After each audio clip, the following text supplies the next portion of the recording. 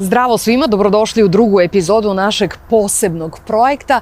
Danas ćemo govoriti o apotekama, odnosno o mogućnostima koje nam se pružaju u tim ustanovama kada je reč o menstruaciji. U sklopu ove naše misije da otvoreno govorimo o menstrualnom ciklusu, njegovom uticaju na sport i pre svega na sportistkinje, ovo je takođe važan segment.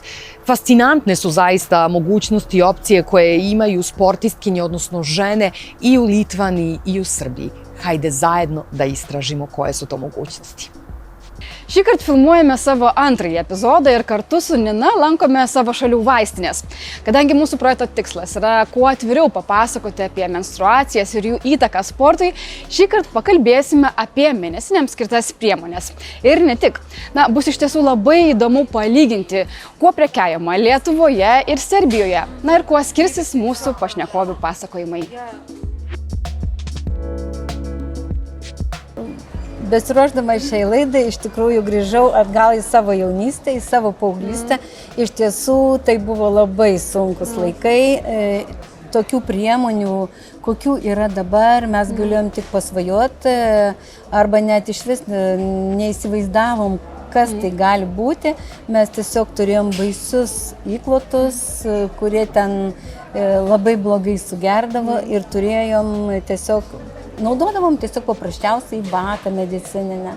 Ir tai būdavo didžiulės eilės vaistinėse, kad nusipirkti tokią priemonę. O jeigu tuo metu tais laikais būdavai profesionali sportininkė arba mėgėja sportininkė, tai ką, namuose likti, praleisti varžybas, ar jūs atsimenat, kaip su kokiais iššūkiais susidurdavo tais laikais moteris, merginos? Manau, kad tikrai buvo labai sunku tais laikais sportininkėms, nes iš tiesų tų priemonių kaip ir nebuvo, galbūt kažkokių kitokių imdavosi priemonių, kad sumažinti, skausmus tai dar įmanoma sumažinti, bet nei papildų tokių nebuvo, kad sumažinti moterims skausmus, palengvinti jų tą fizinę, emocinę būklę. Deja, tokių dalykų nebuvo, kažkaip matomai susitvarkydavo, bet tikrai būdavo sudėtinga. Aš pagalvoju apie tai, kaip plaukikis susitvarkydavo arba šokėjos, kažkaip vertėsi moteris.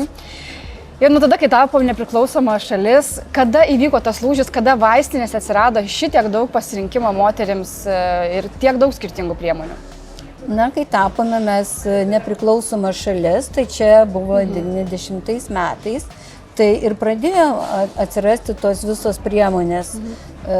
Ir plūsteriai iš visų šalių, be abejo, pirmiausia atsirado įklotai įvairių rūšių, tiek menstruacijoms, tiek kasdieniai, atsirado tamponai, o pačios tos naujesnės priemonės atsirado taurelės, daugkartiniai įklotai,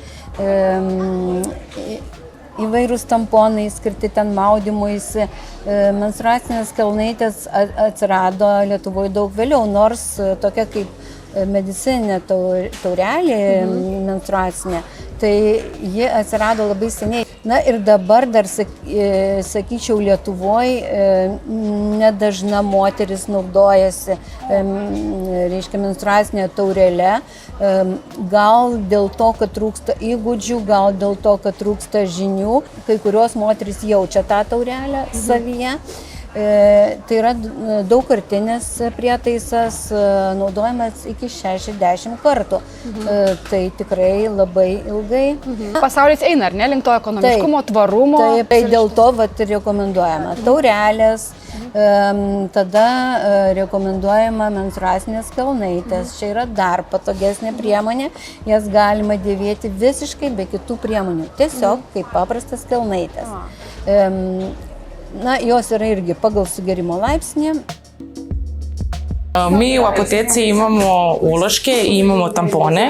Postoji i menstrualne čašice, ali one u Srbiji dalje nisu još zaživele. Što se tiče sportistkinja, mnogo su komforniji u fizičkoj aktivnosti da se primenjuju i zbog toga što imaju mnogo veću moć upijanja od uložaka, tako da je sprečeno nepovoljno curenje, kao što ako su u pitanju Opet, ako je u pitanju sport koji je u vodi i zbog higijene, naravno i zbog estetike. Najbolji ulošci su medicinski zato što su oni sa najvećim procentom pamuka. O tampaksas turbūt, kiek aš pamenu iš savo patirties, tai pati pirmoji priemonė atkeliavusi į Lietuvą. Po to galbūt atsirado obi ir dar visokie kitokie.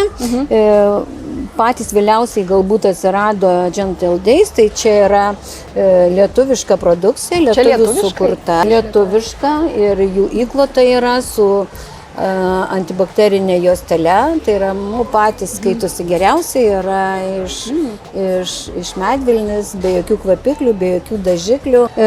Pačių tų tamponų irgi yra įvairių, bet čia jūs ką matote, tai yra jie medvilniniai, kūgio formos yra su virvelė, bet yra tamponų be virvelės, yra iš poliuretanų potų, tai yra medicininių potų, kurie įdedami be virvelės, išimami tokios skylutės pagalba. Tai šitas tamponas jis labai diskretiškas.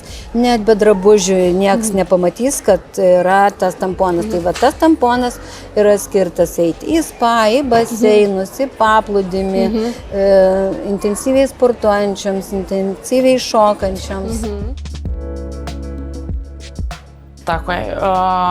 To je jako individualna stvar kod žena. Može da se desi da ciklus prođe bez ikakvih bolova ili bilo kakvih drugih simptoma do onih najtežih koje potpuno onesposobljavaju sportiste. U ovom momentu je to tema za fizičku aktivnost, takmičenje, treninge, pripreme i tako dalje. Prva preporuka naravno su analgetici i to su nesteroidni antiinflamatorni lekovi. Najčešće se uzima Brufen, Dexomen, Raptenka, Nalgezin Forte i tako dalje. Ono što je interesantna stvar, mislim da to i ne zna većina ljudi, jeste da su analgetici, jako postoji individualna reakcija na analgetik, tako da svaka žena, odnosno pacijent ima svoj analgetik na koji najbolje reaguje i koji je najefikasniji za njega i njega treba da se pridržava. Uz analgetike, odnosno u prvu grupu nesteroidnih antiinflamatornih lekova, preporuka su i spazmolitici, odnosno miorelaksanci koji će smanjiti grčeve uterusa i samim tim suprimirati bol. Neki od tih je Buscopan, Spazmex i tako dalje. Oni ne mogu da povećaju performanse, ali time što će suprimirati bol, omogućit će sportistkinji da da svoj maksimum, čak i u toku tih dana ciklusa, ako je neko takmičenje ili već. Tako je. U tim situacijama, u dogovoru sa ginekologom, najčešće se uvode oralni kontraceptivi. Oni se piju u kontinuitetu. Nisu samo 2-3 dana kao što su ovi analgetici da suprimiraju simptome, već se piju kontinuirano mesecima. Naravno, to mora da bude u dogovoru i propisu sa doktorom, ginekologom. Druga opcija, ako nama dođe pacijentkinja u apoteku, jeste predlog da se kombinuju dva leka iz dve grupe. Jedan će biti analgetik iz grupe nesteroidnih antiinflamatora, a drugi će biti upravo miorelaksans koji će smanjiti grčeve i na taj način takođe uticati na smanjenje bola. I treća opcija koja je kao dodatna terapija, to su ili biljni preparati, suplementi, da li sam trebala ovo ili ne.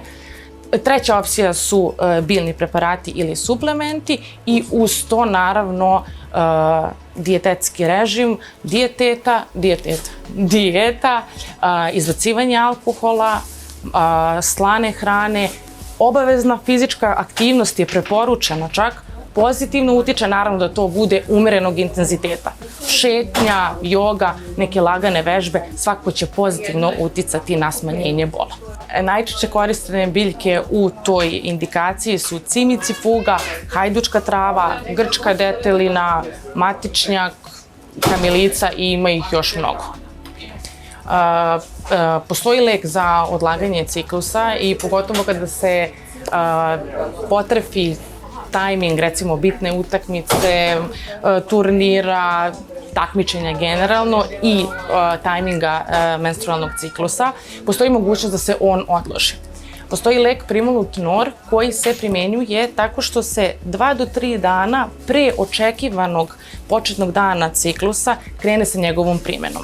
1 tableta 3 puta dnevno. On nastavlja da se u kontinuitetu prima 7 do 10 dana. Nakon njegove obustave, kroz 2 do 3 dana dolazi do pojave ciklusa. On sme da se koristi, on je potpuno bezbedan,